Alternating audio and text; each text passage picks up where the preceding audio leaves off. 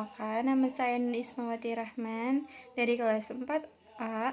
Di sini saya akan menjelaskan materi apa saja sih yang saya pahami dan saya dapatkan dari mempelajari Bahasa dan Sastra Indonesia MISD. Jadi, materi pertama itu adalah deskripsi benda. Jadi, teks deskripsi benda ini adalah teks yang menggambarkan suatu benda secara rinci sehingga pembaca ini seolah-olah dapat melihat, meraba, atau merasakan benda tersebut secara langsung.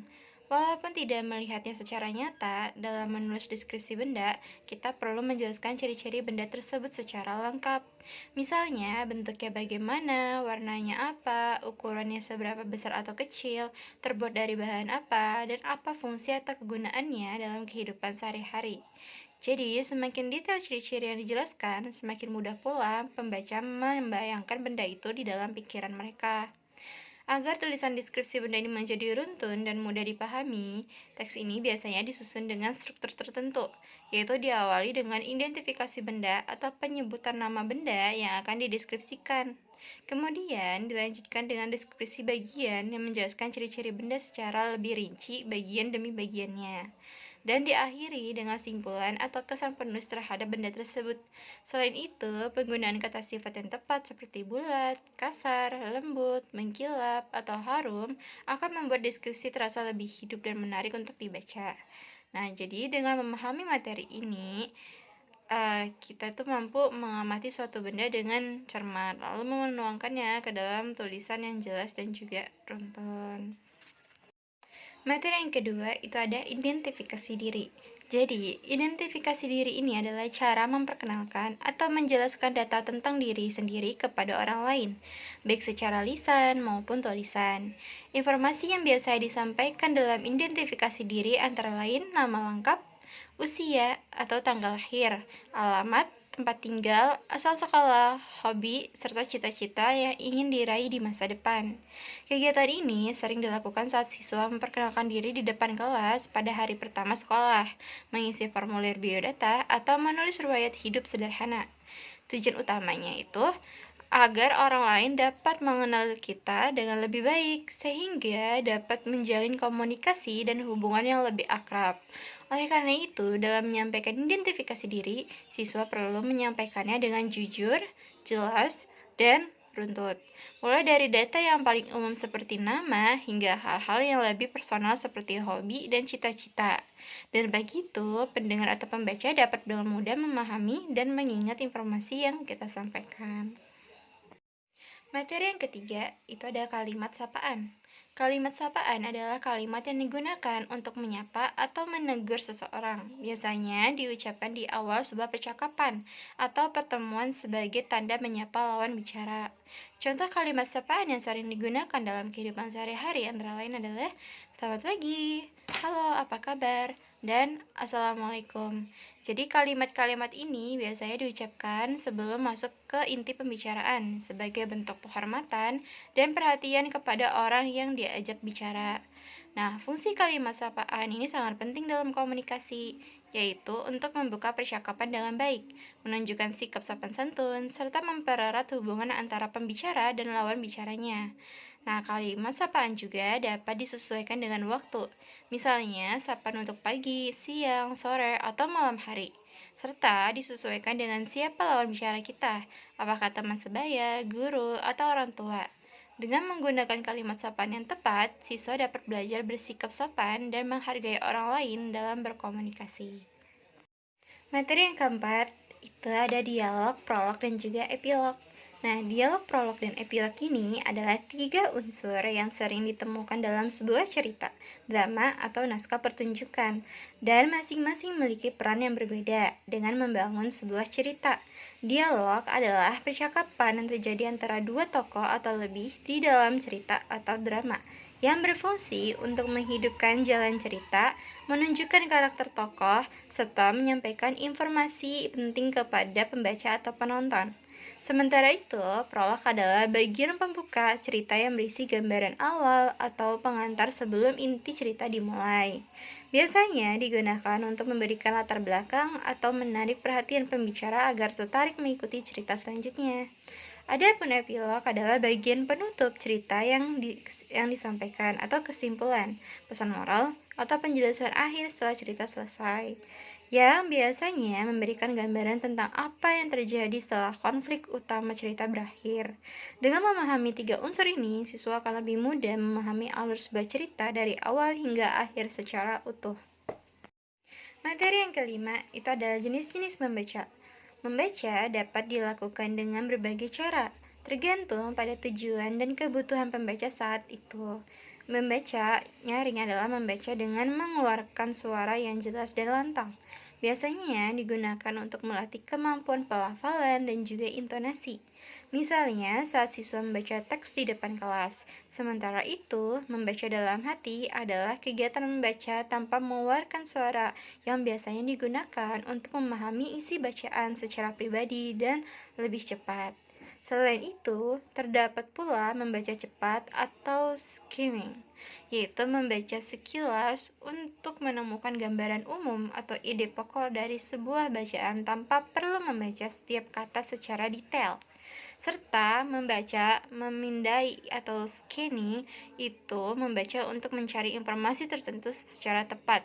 Misalnya, mencari nomor telepon dalam buku telepon atau mencari arti kata dalam kamus. Ada juga membaca intensif, yaitu membaca secara mendalam pada suatu teks untuk memahami isinya secara menyeluruh. Dan membaca intensif, yaitu membaca banyak teks secara luas untuk menambah wawasan. Dengan mengenal berbagai jenis membaca ini, siswa dapat memilih cara membaca yang sesuai dengan tujuannya. Materi yang keenam, yaitu tata cara membaca puisi dan juga teks. Membaca puisi dan teks memerlukan teknik khusus agar pesan yang terkandung di dalamnya dapat dipahami dan dirasakan dengan baik oleh pendengar. Hal pertama yang perlu diperhatikan adalah hafal, yaitu pengucapan setiap kata harus jelas dan tepat agar tidak menimbulkan kesalahpahaman makna. Selanjutnya adalah intonasi, yaitu naik turunnya nada suara saat membaca, yang harus disesuaikan dengan makna dan suasana kalimat yang sedang dibacakan. Misalnya nada sedih, gembira, atau tegas. Selain lafal dan intonasi, pembaca juga perlu memperhatikan jeda, yaitu berhenti sejenak pada tempat yang tepat agar makna kalimat tidak berubah dan tetap mudah dipahami. Ekspresi dan mimik wajah juga penting untuk menunjukkan perasaan yang sesuai dengan isi puisi atau teks yang dibacakan. Misalnya, wajah sedih ketika membacakan puisi bertema kesedihan. Terakhir, volume suara dan gerak tubuh yang sesuai akan membuat penampilan membaca puisi atau teks menjadi lebih menarik, hidup, dan berkesan bagi para pendengarnya. Materi yang ketujuh, yaitu menulis tegak bersambung. Menulis tegak bersambung adalah cara menulis huruf yang saling terhubung satu sama lain dalam satu kata, tanpa mengangkat pena atau pensil di tengah-tengah kata tersebut. Setiap huruf ditulis dengan posisi tegak dan disambungkan dengan huruf berikutnya, menggunakan garis penghubung kecil, sehingga membentuk tulisan yang mengalir dan juga rapi. Cara menulis seperti ini berada dengan menulis huruf lepas atau huruf cetak yang setiap hurufnya berdiri sendiri-sendiri. Tujuan dari pembelajaran menulis tegak bersambung adalah untuk melatih kerapian tulisan siswa serta mempercepat proses menulis, karena tangan tidak perlu terlalu sering berhenti saat menulis satu kata. Latihan menulis tegak bersambung secara rutin akan membuat siswa menulis dengan lebih rapi, teratur, dan mudah dibaca oleh orang lain. Oleh karena itu, siswa perlu berlatih secara berulang-ulang agar bentuk hurufnya konsisten, ukurannya seragam, dan tulisannya juga tidak terlihat berantakan. Materi yang kedelapan yaitu ringkasan dan juga ikhtisar. Ringkasan dan ikhtisar adalah dua cara menyajikan isi teks yang panjang menjadi lebih singkat. Namun, keduanya memiliki perbedaan mendasar yang perlu dipahami siswa. Ringkasan adalah penyajian singkat dari sebuah teks dengan tetap mempertahankan urutan dan sudut pandang penulis aslinya. Sehingga isi ringkasan harus sesuai dengan alur teks asli meskipun disampaikan lebih singkat. Berbeda dengan ringkasan, ikhtisar adalah penyajian intisari atau pokok-pokok penting dari sebuah teks tanpa harus mengikuti urutan aslinya. Dan penulis ikhtisar boleh menggunakan sudut pandang atau gaya bahasanya sendiri dalam menyampaikan kembali isi teks tersebut. Baik ringkasan maupun ikhtisar sama-sama bertujuan untuk mempermudah pembaca memahami isi teks yang panjang secara lebih cepat dan efisien. Perbedaan utamanya terletak pada keterikatan terhadap teks asli. Nah, ringkasan lebih terikat pada urutan dan struktur aslinya, sedangkan ikhtisar jauh lebih bebas karena hanya mengambil pokok-pokok pentingnya saja. Materi yang kesembilan adalah parafrase. Parafrase adalah kegiatan mengungkapkan kembali suatu teks, biasanya puisi, ke dalam bentuk lain seperti bentuk prosa atau kalimat biasa, tanpa mengubah makna aslinya. Kegiatan ini bertujuan untuk mempermudah pembaca memahami makna suatu puisi atau teks yang sebelumnya terasa sulit dipahami karena menggunakan bahasa yang padat dan penuh dengan makna kata atau makna kias. Nah, dalam memparafrasekan sebuah puisi, siswa perlu menambahkan kata-kata penghubung yang sesuai, seperti kata dan, yang, atau karena, agar kalimat yang dihasilkan menjadi lebih jelas, lengkap, dan mudah dimengerti oleh pembaca. Meskipun bentuk katanya berubah dari puisi menjadi kalimat prosa, makna asli dari teks tersebut harus tetap dipertahankan dan tidak boleh melenceng dari maksud penulis aslinya. Parafrase juga berbeda dengan kegiatan menyalin, karena dalam parafrase siswa dituntut untuk menggunakan kata-katanya sendiri dalam menjelaskan kembali makna dari teks tersebut. Materi yang ke-10, yaitu surat resmi dan juga surat pribadi. Surat adalah suatu alat komunikasi tertulis yang digunakan untuk menyampaikan pesan atau informasi kepada orang lain. Surat dapat dibedakan menjadi surat resmi dan juga surat pribadi berdasarkan tujuan penulisan dan bahasa yang digunakan di dalamnya. Surat resmi digunakan untuk keperluan yang bersifat formal atau kedinasan. Misalnya, surat undangan dari sekolah, surat permohonan izin, atau surat pemberitahuan resmi. Surat resmi memiliki struktur baku yang harus diikuti dengan tertib, mulai dari kop surat, nomor surat, tanggal penulisan, perihal, isi surat, hingga tanda tangan pengirim, serta menggunakan bahasa yang baku dan sopan. Berbeda dengan surat resmi, surat pribadi digunakan untuk keperluan yang bersifat personal, misalnya surat kepada teman, sahabat, atau anggota keluarga. Surat pribadi biasanya menggunakan bahasa yang lebih bebas dan santai sesuai dengan kedekatan penulis dengan penerima surat, serta tidak memiliki struktur penulisan yang baku seperti surat resmi. Materi yang ke-11, yaitu formulir dan kuintansi. Formulir dan kuintansi adalah dua jenis dokumen yang sering digunakan dalam kehidupan sehari-hari, terutama untuk keperluan pendataan dan transaksi. Formulir adalah lembar isian yang digunakan untuk mendata informasi seseorang, misalnya formulir pendaftaran sekolah, formulir keanggotaan suatu organisasi, atau formulir pendaftaran lomba. Saat mengisi formulir, data yang diminta harus diisi dengan benar, lengkap, dan sesuai dengan petunjuk pengisian yang tertera. Misalnya, menggunakan huruf kapital atau mengisi sesuai dengan kolom yang tersedia.